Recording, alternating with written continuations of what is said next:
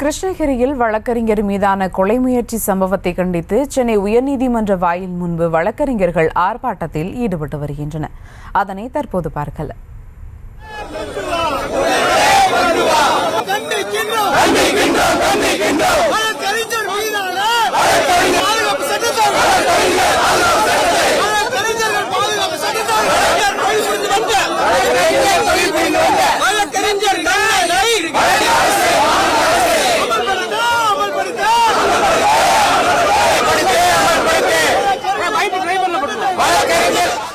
எங்களுடைய கோரிக்கை என்னவென்று சொன்னால், நேற்றைய தினம் நீதிமன்றத்தில் இருந்த ஒரு வழக்கறிஞரை, அதுவும் வழக்கறிஞர் உடையில் இருந்த ஒரு வழக்கறிஞரை மிக கொடூரமாக ஒரு குற்றவாளி தாக்கியுள்ளார்.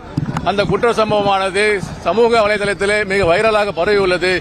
ஒரு பட்ட பகலிலே நீதிமன்ற வளாகத்திலே வழக்கறிஞர் உடை அணிந்த ஒரு வழக்கறிஞரை ஒரு சமூக விரோதி தாக்குகிறார் என்று சொன்னால், அந்த சமூக விரோதிக்கு அதிகபட்ச தண்டனை வாங்கி கொடுக்க வேண்டும். வழக்கறிஞர்களுக்கு பாதுகாப்பு இல்லாத ஒரு சூழ்நிலை இங்கே நிலவி உள்ளது. எங்களுடைய கோரிக்கை, வழக்கறிஞர் பாதுகாப்பு சட்டத்தை உடனடியாக கொண்டு வர வேண்டும்.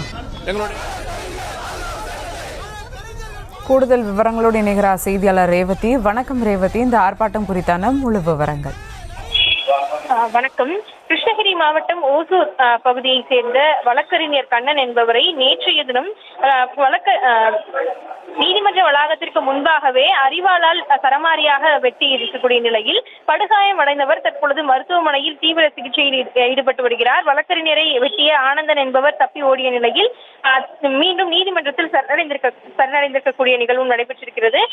தொடர்ந்து மருத்துவர், ஆசிரியர் என பல்வேறு தரப்பில் இருப்பவர்களுக்கும் இது போன்ற சட்டவிரோத செயல்கள் ஈடுபட்டு வருவது வழக்கமாக இருந்து வரக்கூடிய நிலையில் தற்பொழுது வழக்கறிஞர் ஒருவர் நீதிமன்ற வளாகத்திற்கு முன்பாகவே இது போன்று சமூக விரோதிகளால் கொலைவெறி தாக்குதலுக்கு உள்ளாகி இருப்பது பெரும் கண்டனத்தை ஏற்படுத்தி இருக்கிறது.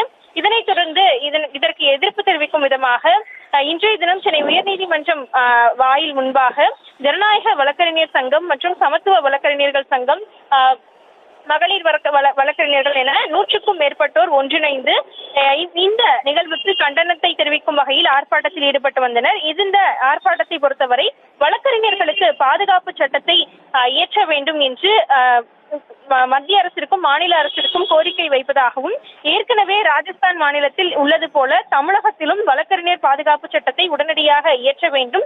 இந்த வழக்கறிஞர் பாதுகாப்பு சட்டத்தை இயற்றும் வரை போராட்டத்தை முடிக்க மாட்டோம், தொடர்ந்து அடுத்த கட்டமாக போராட்டங்களையும் ஈடுபடுவோம் என்றும் தெரிவித்திருக்கக்கூடிய நிலையில் வழக்கறிஞர்களுக்கு பாதுகாப்பு இல்லாத சூழல் தொடர்ந்து நிலவி வருகிறது என்றும், சமூக விரோதிகளால் பல்வேறு விதமான தாக்குதல்கள் ஏற்பட்டு வருவதாகவும், தமிழக அரசும் சரி மத்திய அரசும் இதற்கு அடுத்த கட்டமாக நடவடிக்கை எடுத்து உடனடியாக தீர்வு ஏற்படுத்தும் வகையில் வழக்கறிஞர் பாதுகாப்பு சட்டத்தை கொண்டு வர வேண்டும் என்று தெரிவித்திருந்தனர். இது தொடர்பாக ஆவின் நுழைவாயில் முன்பும் அந்த சாலையில் இருபுறமும் சரி வழக்கறிஞர்கள் 100க்கும் மேற்பட்டோர் கண்டன குரல்களை எழுப்பினர். அது மட்டுமின்றி சாலையில் அமர்ந்தும் ஒரு சிலர் சாலையில் படுத்தும் கூட இது போன்ற வழக்கறிஞர்களை தாக்கும் சம்பவம் தொடர்ந்து நடைபெற்று வருகிறது.